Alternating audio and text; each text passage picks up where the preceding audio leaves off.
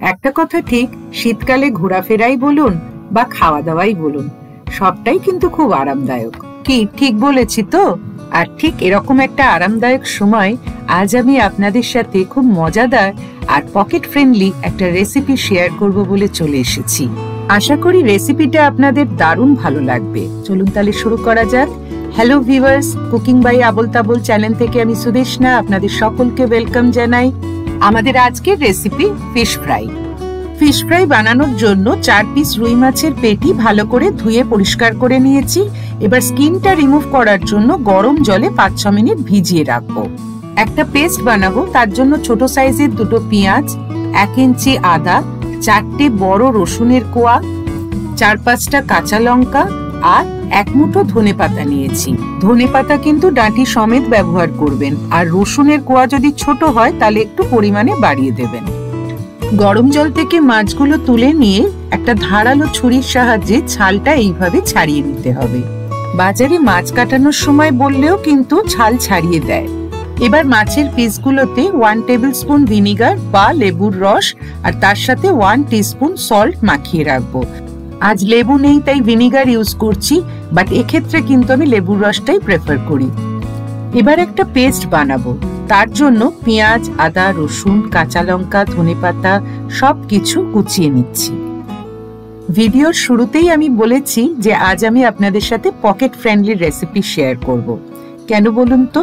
তার কারণ হলো এন্ড অফ দ্য মান্থে যখন পকেটটা বেশ হালকা থাকে অথচ ভালো কিছু খেতে ইচ্ছা করে, তখন বাজারে গিয়ে দামি ভেটকি মাছের ফিলে না কিনে রুই মাছ দিয়ে যা ভালো ফিশ ফ্রাই বানিয়ে ফেলতে পারেন, আপনারা একবার বানালেই সেটা বুঝতে পারবেন। ফাইনালি এবার পেস্টটা আমি বানিয়ে ফেলছি।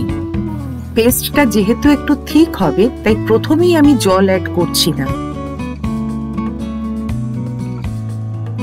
এবার অল্প একটু জল আর 1 টিস্পুন সল্ট অ্যাড করলাম।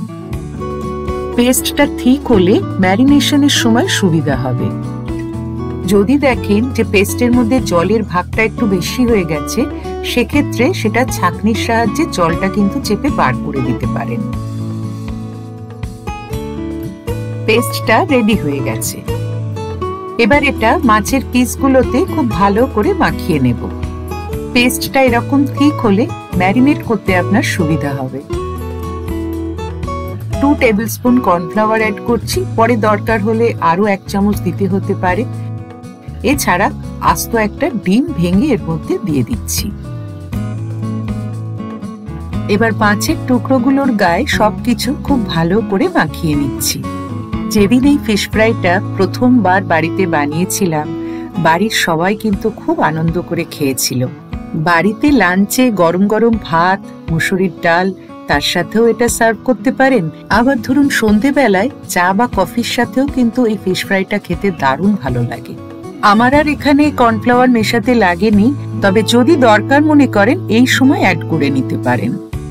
মাছের পিসগুলোর গায়ে ভালো করে পুরোটা মাখানো হয়ে গেলে 15 থেকে 20 মিনিট ম্যারিনেট করে রাখতে হবে। একটা প্লেটে আমি প্যানকো ব্রেড ক্রাম্বস নিচ্ছি। অন্য ব্রেড ক্রাম্বসের থেকে এটা একটু এক্সপেন্সিভ, বাট এর কোয়ালিটি কিন্তু খুব ভালো। যে হাতটা ভেজা সেই হাতটা দিয়ে মাছটা তুলছি, তুলে এটা ব্রেড ক্রাম্বসে রাখছি, আর যে হাতটা আমার শুকনো সেটা দিয়ে ব্রেড ক্রাম্বসটা মাছের পিসের উপর দিচ্ছি। এইভাবে কোটিংটা করলে কাজটা করতে অনেকটা সুবিধা হয়। এখন রাত 2টো বাজে, বাড়িতে সবাই ঘুমিয়ে পড়েছে, কিন্তু আমি ভিডিওর কাজটা করছি। কেন বলুন তো? কারণ কাল সকাল হলেই যাতে আমার হাজবেন্ড ভিডিওটা আপলোড করতে পারেন আর আপনারা আমাদের এই চ্যানেল থেকে ভিডিওটা দেখতে পারেন। যে কোনো কাজ করতে গেলেই লাগে প্রচুর পেশেন্স আর হার্ডওয়ার্ক। এইসব ভিডিওগুলো বানাতেও কিন্তু আমাদের অনেক হার্ডওয়ার্ক লাগে। আর তাই প্রতিবারের মতো এবারও আমাদের পাশে থাকার জন্য আপনাদের রিকোয়েস্ট করছি। বলেই ফেলি তাহলে কথাটা। ভিডিও দেখে ভালো লাগলে প্লিজ লাইক, কমেন্ট ও শেয়ার করবেন অ্যাজ মাচ অ্যাজ পসিবল। আর যারা এখনো আমাদের চ্যানেলটি সাবস্ক্রাইব করেননি তারা প্লিজ সাবস্ক্রাইব করবেন। তবে পাশে থাকা বেল বাটনটি অবশ্যই প্রেস করবেন, যাতে যে কোনো নতুন ভিডিওর নোটিফিকেশন সবার আগে আপনার কাছে পৌঁছে যায়। মাছের পিসগুলোর কোটিং কমপ্লিট হয়ে এসেছে। এবার একটা ছুরির সাহায্যে এগুলোর প্রপার শেপ দিতে হবে। ছুরিটা খুব হালকা করে ওপরে প্রেস করে ওপরটা সমান করছি, at the same time side গুলো সমান করে দিচ্ছি। পুরো কাজটাই একটু হালকা হাতে কেয়ারফুলি করতে হবে যাতে মাছগুলো ভেঙে না যায়। রান্নাঘরে যারা নতুন তাদের হয়তো দেখে মনে হতে পারে যে বাবা এ তো বড় ঝামেলার কাজ, কিন্তু কুকিং যদি কারোর প্যাশন হয় আর সে যদি আমার এই ভিডিও থেকে টিপস এন্ড ট্রিক্স গুলো ফলো করে তাহলে কিন্তু খুব সহজেই এই ফিশ ফ্রাই গুলো বানিয়ে ফেলতে পারবে। কেউ চাইলে আপনারা ডাবল কোট করতেই পারেন, কিন্তু আমি পার্সোনালি বলবো এগুলো সিঙ্গেল কোট করলে খেতে বেশি ভালো লাগবে। এবার এগুলো মিনিট 15-20 জন্য ফ্রিজে রেখে দিলাম। এবার ভাজার জন্য কড়াইতে সাফিসিয়েন্ট তেল নিলাম। তেলটা গরম করে নিতে হবে, তবে অতিরিক্ত গরম করব না। মিডিয়াম হিটে মাছগুলো এক এক করে ফ্রাই করতে দেব। এ ধরনের যখনই কোনো জিনিস আমি বানাই সব সময় আগে ফ্রিজে রেখে নিই। দেখুন কি সুন্দর সেট হয়ে গেছে। আর তা না হলে কি হয়, অনেক সময় নরম থাকলে যেই আপনি তেলে দেবেন ভেঙে যেতে পারে। মিডিয়াম টু লো হিটে এগুলো ফ্রাই করতে হবে যাতে একদম ভেতর থেকে মাছটাও কিন্তু ভালো মতো তৈরি হয়ে যায়।